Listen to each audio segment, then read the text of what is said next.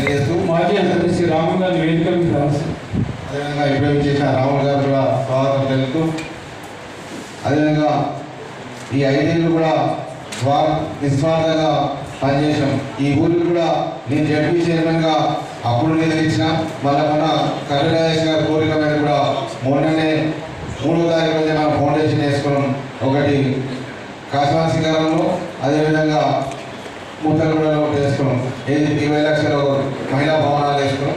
అదేవిధంగా రానున్న రోజుల్లో కూడా ఈ గ్రామాన్ని అన్ని విధాల మా గ్రామం ఎట్లయితే అభివృద్ధి చెందుతుందో ఈ గ్రామాన్ని కూడా అదేవిధంగా అదే స్థాయిలో కూడా దీన్ని ముందు తీసుకెళ్తామని.